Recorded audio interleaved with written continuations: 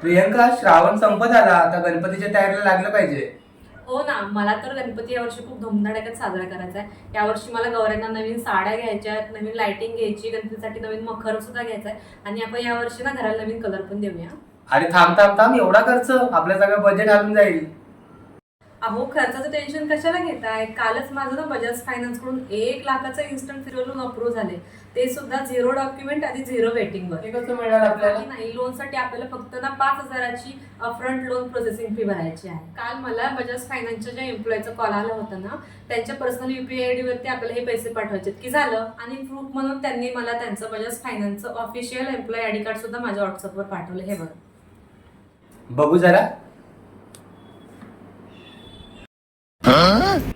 प्रियंका, हे employee ID card fake आहे. बजाज फायनान्सचा कोणताच एम्प्लॉई असा बिझनेस पर्पज साठी स्वतःचा एम्प्लॉई ID कार्डाचं व्हॉट्सअपवर शेअर नाही करत. अहो, पण लोन साठी तर प्रोसेसिंग फी भरावी लागतेच ना. हो, भरावी लागते, पण बजाज फायनान्सचे एम्प्लॉईज कधीच असं पर्सनल UPI ID वरती लोनची अपफ्रंट प्रोसेसिंग फी मागवत नाही. हा सरळ फ्रॉड आहे. लक्षात ठेवा, तुम्ही पण आणि तू पण असल्या फ्रॉड पासून सावध राहा. आणि फ्रॉड झालाच असेल तर आजच 1930 या सायबर क्राईम हेल्पलाईन नंबरवरती कॉल करा किंवा cybercrime.gov.in इथे जाऊन तुमची कंप्लेंट रजिस्टर करा. आणि हो, मी थोडक्यात वाचले, त्यामुळे तुम्ही सुद्धा या फ्रॉड पासून सावध राहा. Be alert.